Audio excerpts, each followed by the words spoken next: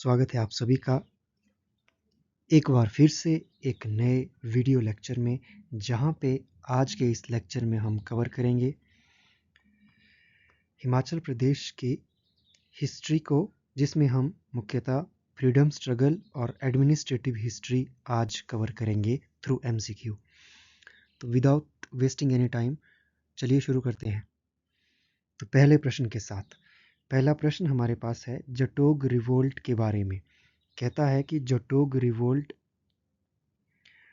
1857 में जो हुआ था उसको किसने लीड किया था। पहला ऑप्शन राम प्रसाद बैरागी, दूसरा राजा शमशेर सिंह, तीसरा भीम सिंह जी या फिर प्रताप सिंह। इनमें से आपने चूज करना है। तो इसका सही उत्तर हमारे पास सूबेदार भीम सिंह, सूबेदार भीम सिंह इसका सही उत्तर है। तो 1857 में जब क्रांति हो रही थी पूरे भारत के नॉर्थ इंडिया के कुछ इलाकों में, तो शुरुआत जहाँ से हुई थी 29 मार्च को 1857, जब हमारे पास बैरकपुर छावनी के जो मंगल पांडे जी थे वो विद्रोह कर देते हैं अंग्रेज़ों के खिलाफ, है ना। वहाँ से ही शुरुआत हुई थी। तो इसी कड़ी में हिमाचल में भी 20 अप्रैल को सैनिकों ने विद्रोह कर दिया था। और ये सैनिक कहाँ के थे? ये सैनिक थे हमारे पास कसौली में जो स्थित थे, और उन्हीं के लीड किया था सूबेदार भीम सिंह जी ने। और कसौली के साथ साथ हमारे पास जो डगशाई थी, बाद में डगशाई के सोल्जर्स ज्वाइन करते हैं, और साथ ही साथ अपने पास जतोग में स्थित नासिरी बटालियन जो थी, वो भी, वहाँ के सोल्जर भी उनको ज्वाइन करते हैं, और सुबाथु के सोल्जर भी ज्वाइन करते हैं। अगर हम यहाँ पे ऑप्शन 1 की बात करें तो राम प्रसाद बैरागी, ये भी एक क्रांतिकारी थे हमारे पास, ये भी एक क्रांतिकारी थे, ठीक है, जो कुनिहार से थे और इन्होंने एक गुप्त संगठन चलाया हुआ था। बाद में इनको कुछ लेटर्स इन्होंने लिखे थे, जो क्रांतिकारी लेटर थे, उनको लिखने के लिए इनको जेल में डाल दिया गया था, बाद में जाकर के अरेस्ट किया गया था, ठीक है। तो राम प्रसाद बैरागी आप याद रखेंगे सुबाथू से।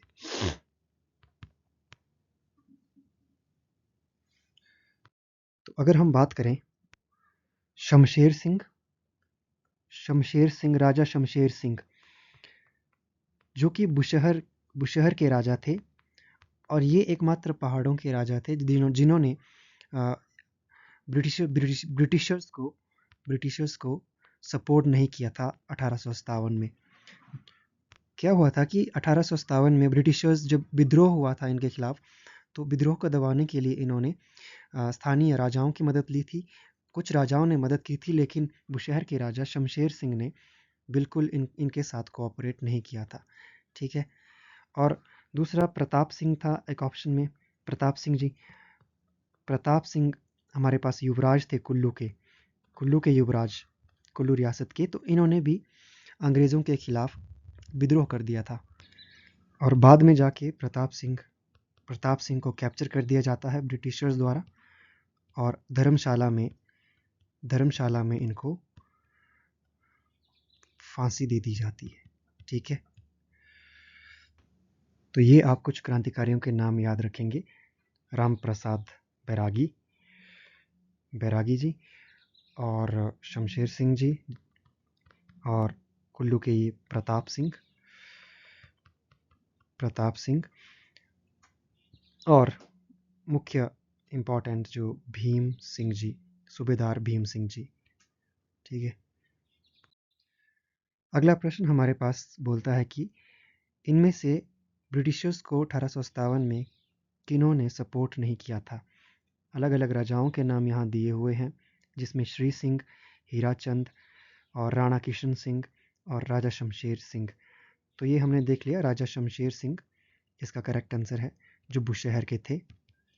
इन्होंने सपोर्ट नहीं किया था ब्रिटिशर्स को 1857 में विद्रोह को दबाने के लिए, ठीक है, नहीं किया था सपोर्ट।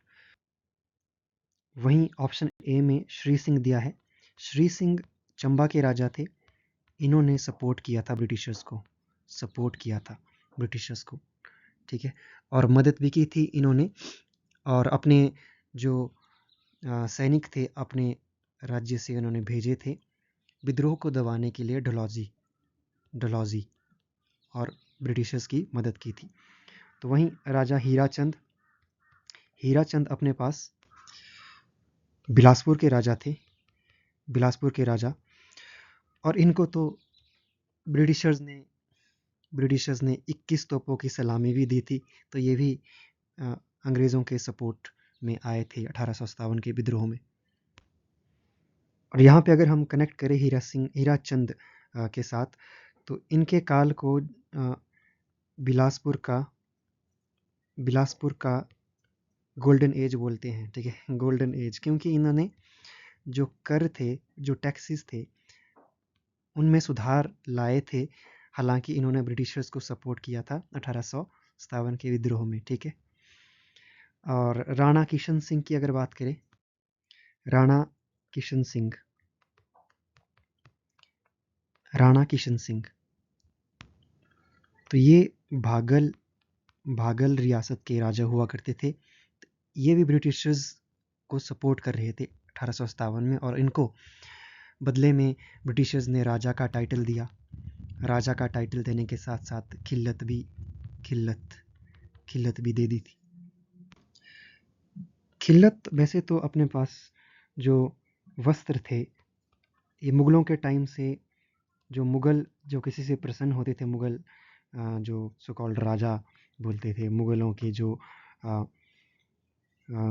रूलर्स थे, जब वो प्रसन्न होते थे तो वो अपने जो वस्त्र थे, अपने जो पोशाक थे, वो गिफ्ट में देते थे। तो यही अपने पास ब्रिटिशर्स ने किया, और ब्रिटिशर्स ने सेरेमनी क्या बोलते, उपहार के तौर पे, उपहार बोल सकते, उपहार के तौर पे कुछ देते थे राजाओं को जब वो उनसे प्रसन्न होते थे, ठीक है। तो ये एक मुगलों ने चलाई हुई प्रथा थी खिल्लत की, जिसको कंटिन्यू किया ब्रिटिशर्स ने पहाड़ी राजाओं को उपहार या भेंट स्वरूप कुछ देने के लिए, ठीक है। तो यहाँ पे आप किशन सिंह भागल याद रखेंगे, जिन्होंने ब्रिटिशर्स का साथ दिया था, और शमशेर सिंह, जिन्होंने ब्रिटिशर्स को सपोर्ट नहीं किया था, ठीक। अगला प्रश्न हमारे पास है कि गदर पार्टी से इनमें से कौन से संबंधित नहीं थे? मियाँ जवाहर सिंह, रानी खैरगढ़ी, शोभाराम और स्वामी कृष्णानंद। तो इसका सही उत्तर हमारे पास गदर पार्टी से जो संबंधित नहीं थे, मियाँ जवाहर सिंह भी थे, रानी खैरगढ़ी और स्वामी कृष्णानंद भी थे, जिनको हम हरदेव के नाम से जानते हैं, और बाद में चल के इन्होंने अपना नाम चेंज करके स्वामी कृष्णानंद कर दिया था। तो इनमें से गदर पार्टी से संबंधित शोभाराम नहीं थे। तो शोभाराम की बात करें तो शोभाराम हमारे पास जो किसान आंदोलन हुआ था, किसान आंदोलन मंडी में हुआ था 1909 में,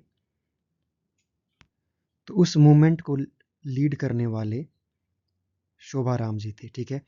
ये भवानी सेन के टाइम में हुआ था। भवानी सेन के एक वजीर हुआ करते थे, उपाध्याय जीवानंद, है ना। तो हाई टैक्सेस लगा दिए थे, तो उसके विरोध में किसानों ने आंदोलन किया था, जिसको लीड किया था हमारे पास शोभाराम जी ने। वहीं अगर हम बात करते हैं अगर गदर पार्टी की, गदर पार्टी ऑप्शन में था रानी खैरगढ़ी, रानी खैरगढ़ी भी गदर पार्टी से संबंधित थी। खैरगढ़ी जो कि मंडी के राजा भवानी सेन की वाइफ हुआ करती थी। इनका एक्चुअल नाम था ललिता कुमारी जी, ललिता कुमारी। तो इन्होंने भी गदर पार्टी को ज्वाइन किया था। गदर पार्टी अपने पास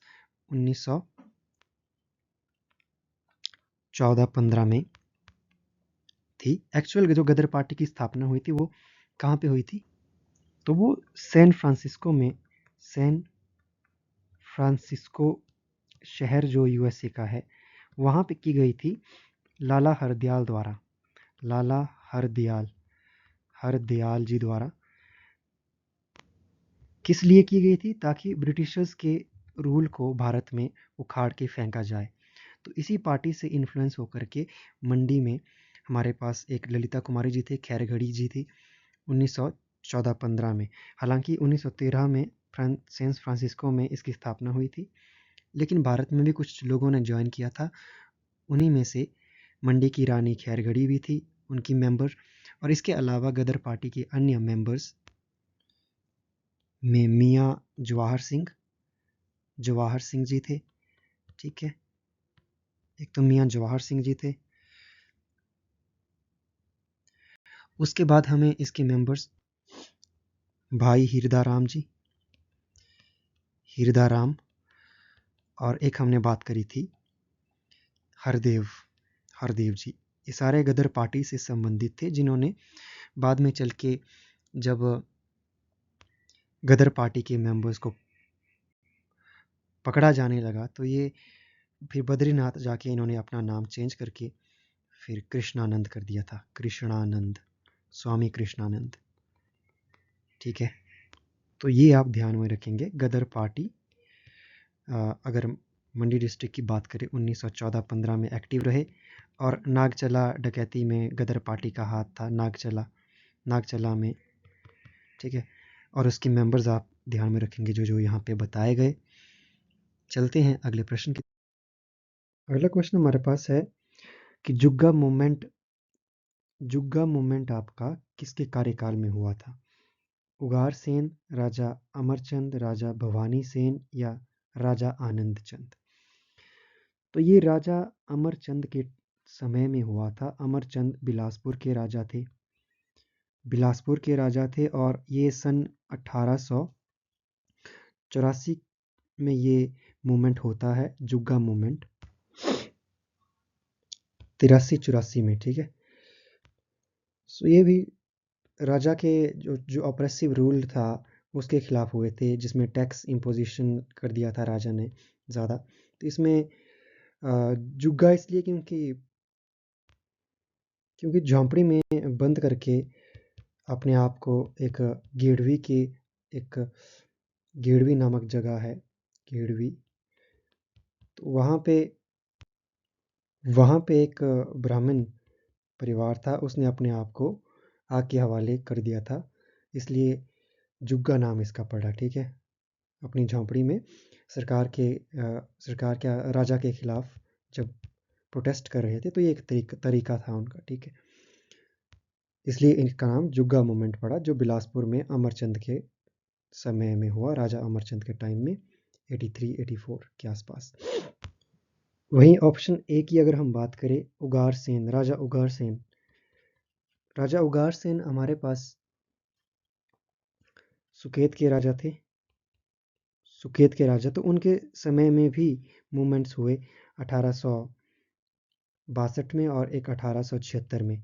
दो मूवमेंट्स उनके टाइम में भी हुए, जब लोगों ने उनके जो मिनिस्टर थे उनकी पुअर एडमिनिस्ट्रेशन के खिलाफ रिवोल्ट किया था। ठीक है, 1862 और 1876 में। और सुकेत में ही हमारे पास 1862 और 76 देख लिया हमने, तो सुकेत में ही हमारे पास आगे चल के 1924 में फिर से लोग मूवमेंट करते हैं राजा लक्ष्मण सेन के खिलाफ। ठीक है, इसमें भी हाई टैक्सेस और बेगार के खिलाफ, और मुद्दा एक और था कि उस एडमिनिस्ट्रेशन में भ्रष्टाचार के खिलाफ। 1924 में भी लक्ष्मण सेन के समय में सुकेत में एक और मूवमेंट हो जाता है।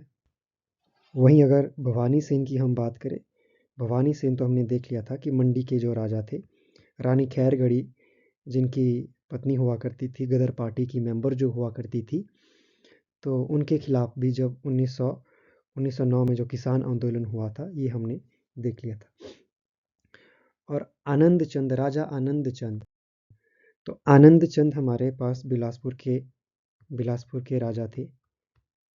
बिलासपुर के राजा, यूं कहे कि बिलासपुर के अंतिम राजा है ना, अंतिम राजा।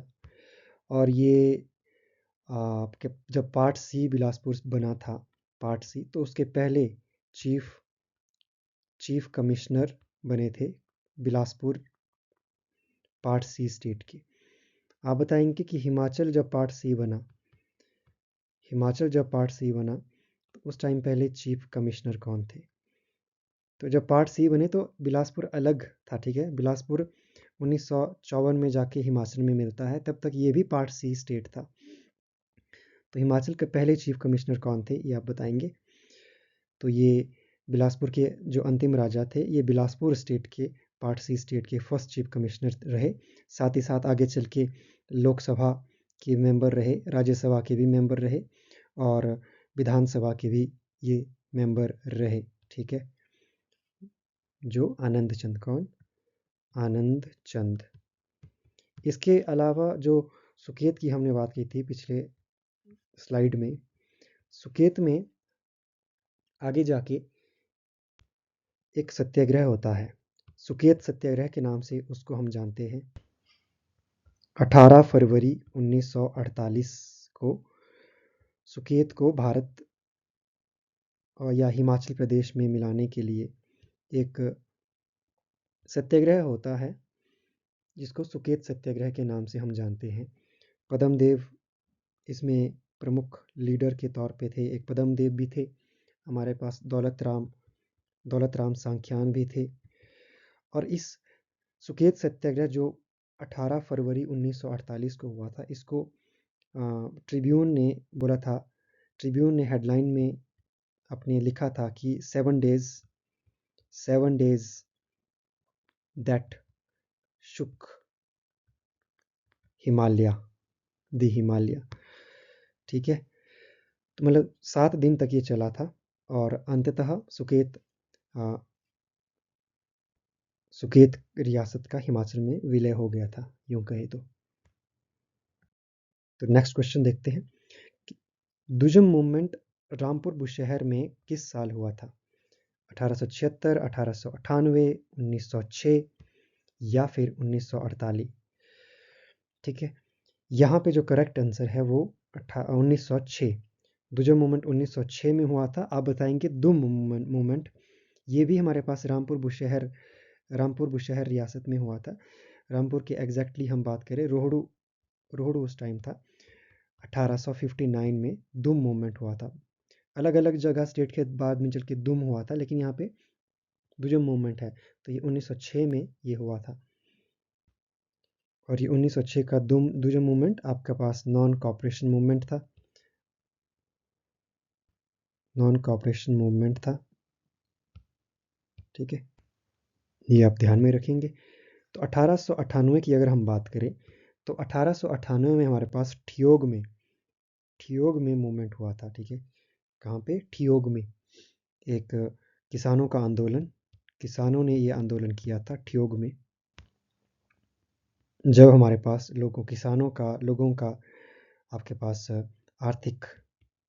आर्थिक शोषण हो रहा था। तो उसके रिजल्ट हुआ कि 1898 में ठियोग का मूवमेंट किसानों ने चला दिया। तो यहाँ ठियोग के बारे में आप एक फैक्ट याद रखेंगे कि ठियोग पहली रियासत थी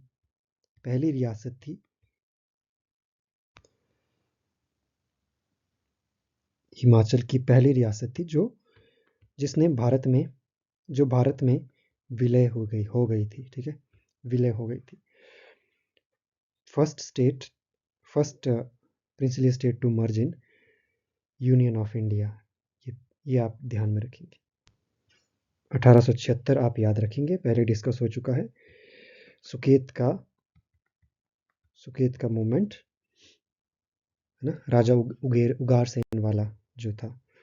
और 1948 तो इसका नहीं होगा। तो 1948 में तो हम एग्जिस्टेंस में आए थे ना, 15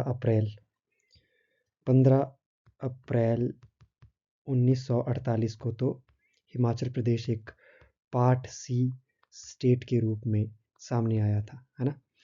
वहीं अगर हम यहाँ पे धूम मूवमेंट की बात करें, अलग अलग क्षेत्रों में धूम स्टार्ट हुआ था। 1859 में रोहड़ू में, जो रामपुर बुशहर का हिस्सा थी।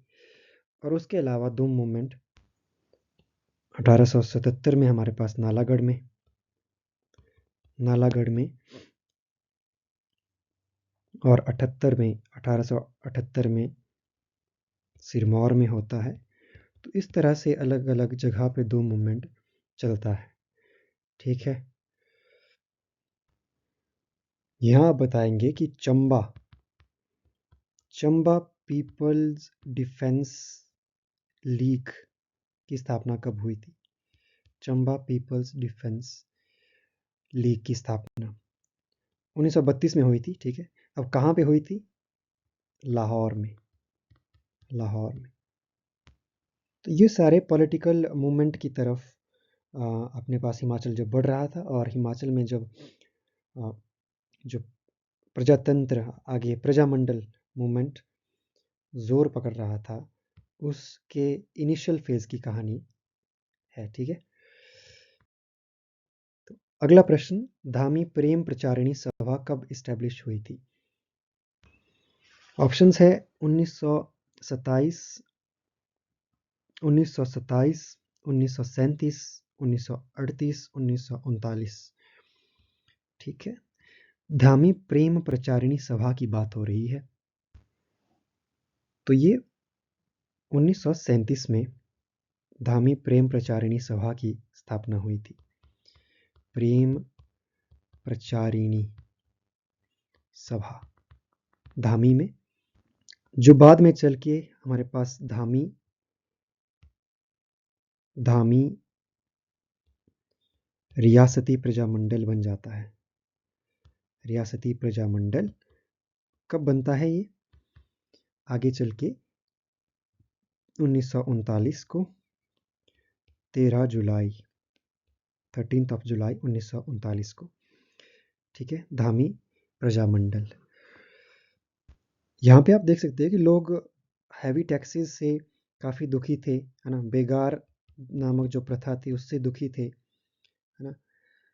और ओवरऑल लीडरशिप से यानी राजतंत्र से दुखी थे लोग, इसलिए अलग अलग मूवमेंट्स चल रहे थे और प्रजामंडल इसी दौर में चले, और वहीं धामी प्रजामंडल की स्थापना हुई। और लीडर इसके आप याद रखेंगे धामी प्रजामंडल के भागमल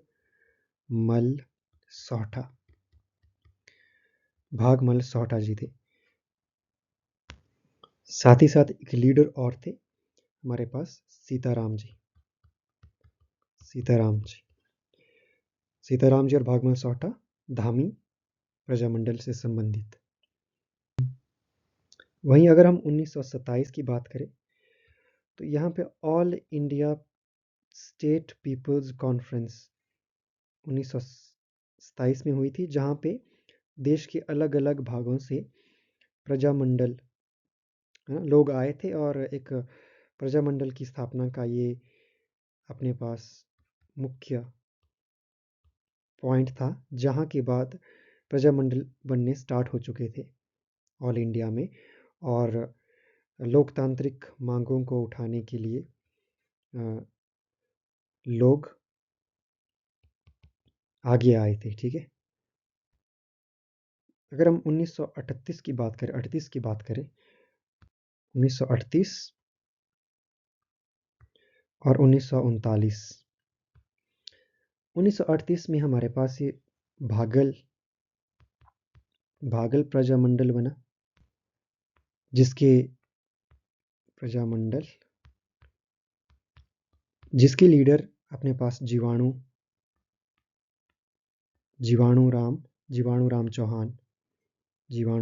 राम चौहान जी थे, ठीक है। और 1939 में कुनिहार प्रजामंडल बनता है, कुनिहार प्रजामंडल, ठीक है।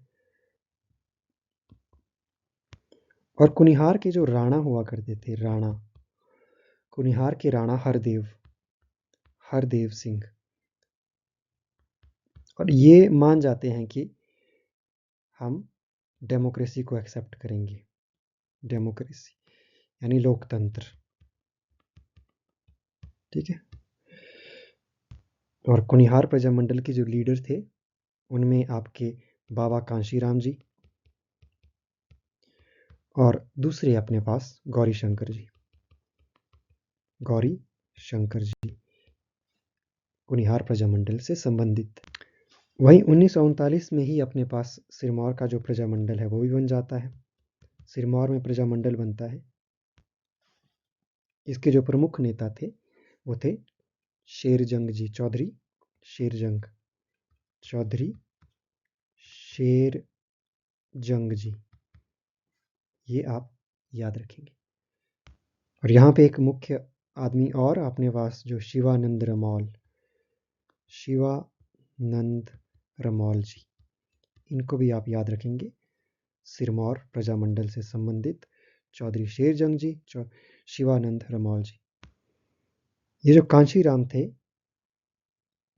इनको आप याद रखेंगे क्योंकि आगे चल के जब हमारे पास एक गडरी वाला सम्मेलन जब हुआ था तो उसमें पहाड़ी गांधी का टाइटल कांशीराम जी को दिया था। पहाड़ी गांधी किसने दिया था? पहाड़ी गांधी बाबा कांशीराम जी को जवाहरलाल नेहरू जी ने,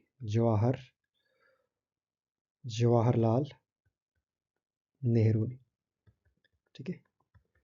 पहाड़ी गांधी का नाम इनको दिया था। यहाँ पर आप सिरमौर से एक और बात याद रखेंगे, सिरमौर का पझौता मूवमेंट। कौन सा मूवमेंट? सिरमौर का पझौता मूवमेंट 1942 में, जो कि हमारे पास जो भारत छोड़ो आंदोलन था 1942 का, उसी का एक्सटेंशन हिमाचल में था पझौता आंदोलन। पझौता आंदोलन से संबंधित एक व्यक्ति का नाम याद रखेंगे आप, वैद्य सूरतराम जी, सूरत प्रकाश, ठीक है, वैद्य सूरत जी। नेक्स्ट क्वेश्चन हमारे पास है कि who was appointed as vice chairman of Himalayan hill state regional council. Himalayan hill state regional council के प्रेसिडेंट 1946 में कौन बने थे या किन को अपॉइंट किया गया था? तो जब प्रजामंडल बनने स्टार्ट हो गए थे तो अंत में जब Himalayan hill state regional council बना, ठीक है, जा करके, तो उसमें अपने पास जो वाइस प्रेसिडेंट है, यहाँ पे वाइस प्रेसिडेंट की बात की गई है, तो वाइस प्रेसिडेंट हमारे पास श्यामचंद नेगी जी थे, वाइस प्रेसिडेंट, जो गढ़वाल एरिया से संबंध रखते थे। वहीं अगर हम ऑप्शन ए में पूर्णानंद जी की बात करें, पूर्णानंद, तो ये प्रेसिडेंट थे यानी अध्यक्ष थे, पूर्णानंद जी अध्यक्ष थे और ये संबंध रखते थे मंडी से। और दूसरे पे हमारे पास पदम देव जी। जब एग्जीक्यूटिव कमेटी बना दी जाती है तो पदम देव जी को बना दिया जाता है जनरल सेक्रेटरी, ठीक है। और श्यामचंद नेगी जी को हमने देख लिया। तो ये पदम देव जी कहाँ से थे? बुशहर से। और अंत में हमारे पास जो शिवानंद रमौल जी है, सिरमौर के शिवानंद रमौल जी, इनको बना दिया गया था जॉइंट सेक्रेटरी, ठीक है। ये आप ध्यान में रखेंगे, इंपॉर्टेंट क्वेश्चन यहाँ से बन सकते हैं कि प्रेसिडेंट कौन बनाया गया था 1946 में Himalayan hill state regional council के, वाइस प्रेसिडेंट कौन थे, सेक्रेटरी कौन थे, जॉइंट सेक्रेटरी कौन थे। ठीक है। फिर आगे चल के अपने पास 1948 फरवरी में एक हिमाचल की प्रोविंशियल गवर्नमेंट यानी प्रोविंशियल गवर्नमेंट सॉरी प्रोविंशियल क्या प्रोविजनल होना चाहिए ना, प्रोविजनल गवर्नमेंट, अस्थाई सरकार, अस्थाई सरकार लिखते हैं हम, ठीक है, अस्थाई सरकार बना दी गई, ठीक है, हिमाचल प्रदेश में। और ये बना दी गई थी Himalayan hill state regional council द्वारा, जिसका हेडक्वार्टर कहाँ पे बनाया गया, शिमला में, ठीक है। और इस अस्थाई सरकार के अध्यक्ष किसे नियुक्त किया गया, प्रेसिडेंट अपने शिवानंद जी को, शिवानंद रमौल।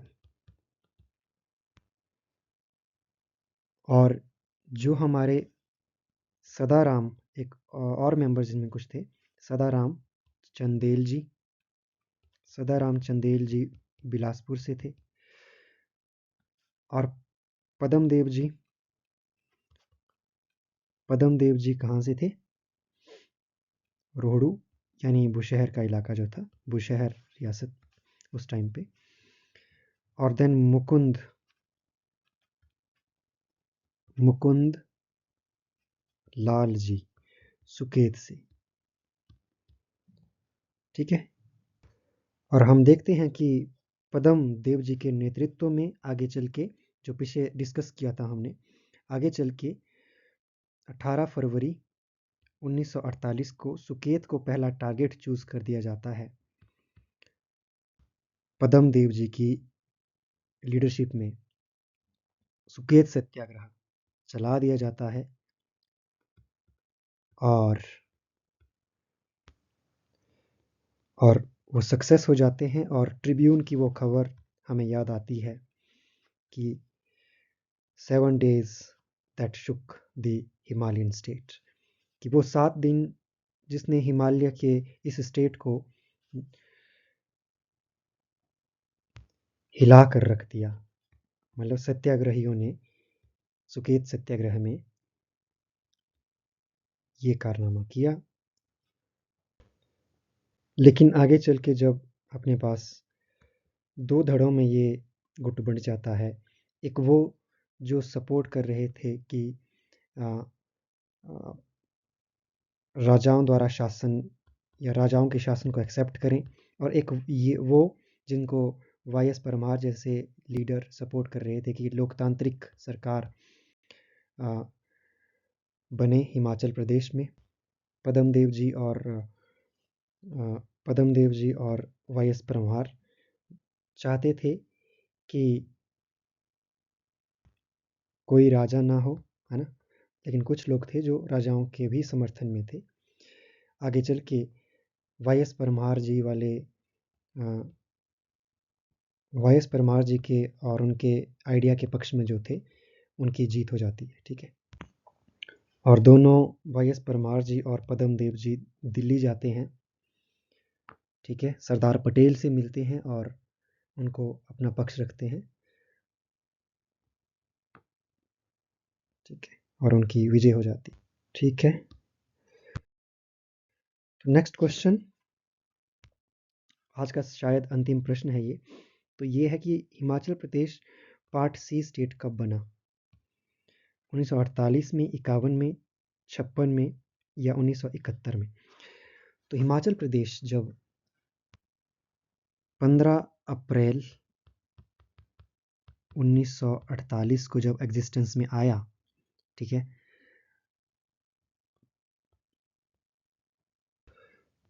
26 शिमला हिल स्टेट्स और 4 पंजाब हिल स्टेट्स को मिलाकर के जब एग्जिस्टेंस में आया, तो वहाँ पे part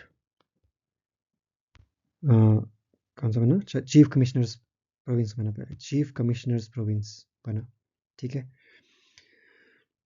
chief commissioners province, chief commissioner प्रांत बना हिमाचल प्रदेश 1948 में, चीफ कमिश्नर प्रांत बना। फिर 51 में जाकर के पार्ट सी स्टेट बना। तो करेक्ट आंसर यहाँ पे 51 है।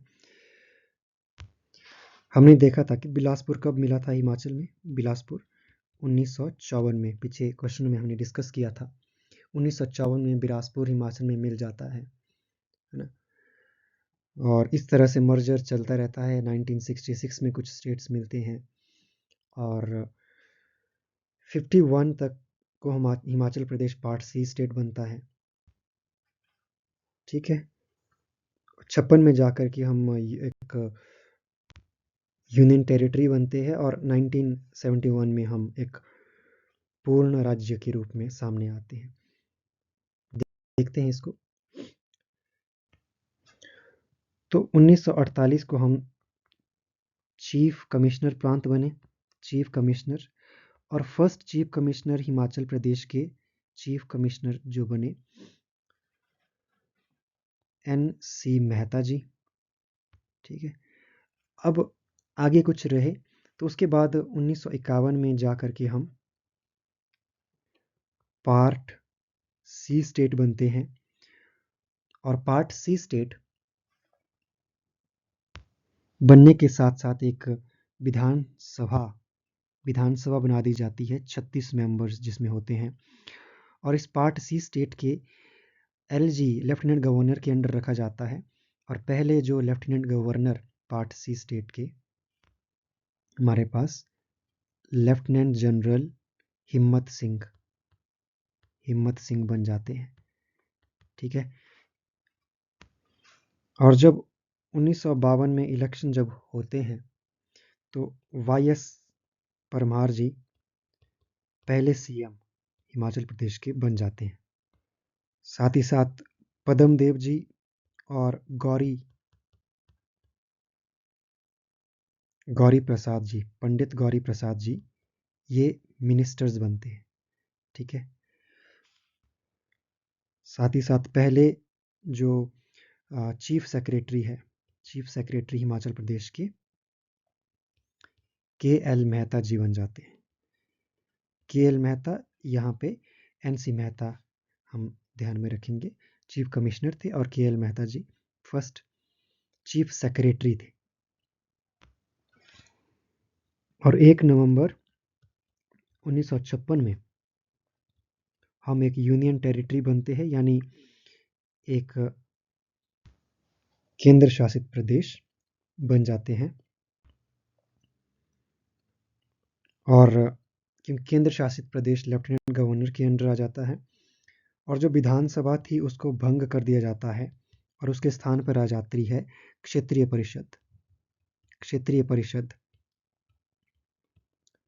है ना, जिसको हम टेरिटोरियल काउंसिल भी बोलते हैं। इस क्षेत्रीय परिषद में 43 मेंबर होते हैं। ठीक है। और पहले जो LG बनते हैं हमारे यूनियन टेरिटरी के, वो बजरंग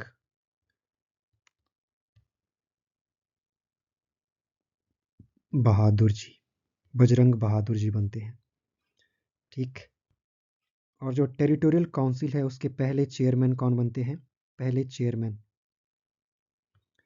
वो बनते हैं हमारे ठाकुर करम सिंह जी। ठीक है। तो 1963 में जाकर के हमारे पास ये जो क्षेत्रीय परिषद है, टेरिटोरियल काउंसिल खत्म कर दी जाती है। फिर विधानसभा फिर से एग्जिस्टेंस में आ जाती है। ठीक है। तो 56 से 63 तक हमारे पास टेरिटोरियल काउंसिल थी और 63 में हमारे पास आ जाती है विधानसभा फिर से। और विधानसभा के जब चुनाव जब होते हैं तो वाई एस परमार जी एक बार फिर से हिमाचल के CM बन जाते हैं। ठीक है। तो ये चीज़ हम ध्यान में रखेंगे। और आगे चल के जब 1971 देखेंगे हम अभी,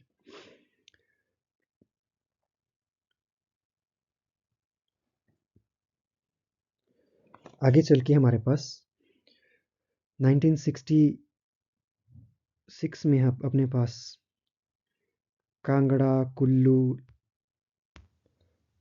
लाहौल स्पीति और शिमला स्टेट्स एग्जिस्टेंस में आते हैं।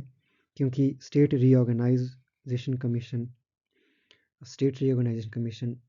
के तहत अपने पास जब स्टेट रीऑर्गेनाइज होते हैं, पंजाब स्टेट जब रीऑर्गेनाइज हुआ था, तो ये 4 और ज़िले हिमाचल में जुड़ जाते हैं और 18 दिसंबर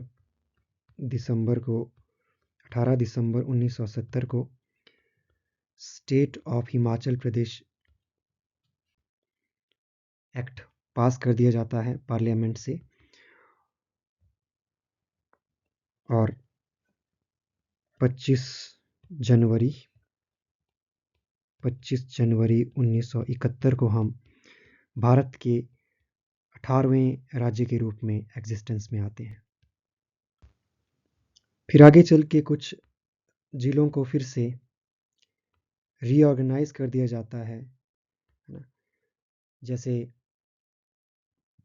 कांगड़ा को रीऑर्गेनाइज करके अपने पास 1972 में कांगड़ा, हमीरपुर और ऊना अलग डिस्ट्रिक्ट्स बनते हैं। ठीक है। फिर साथ ही साथ अपने पास महासू और शिमला और सिरमौर, इस प्रकार से हमारे पास बन जाते हैं हमारे प्रदेश के 12 ज़िले। ठीक है। इस प्रकार से हम अस्तित्व में आते हैं। ठीक है। तो आज का लेक्चर यहीं पे समाप्त करते हैं। ठीक है। और नेक्स्ट लेक्चर से हम कुछ और करने की कोशिश करते हैं।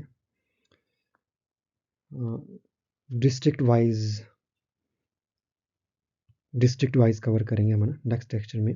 डिस्ट्रिक्ट वाइज हर एक डिस्ट्रिक्ट को हिस्ट्री जो उसकी ज्योग्राफी हो सकती है इम्पोर्टेंट। और ठीक है, तब तक के लिए thank you so much and keep learning. धन्यवाद।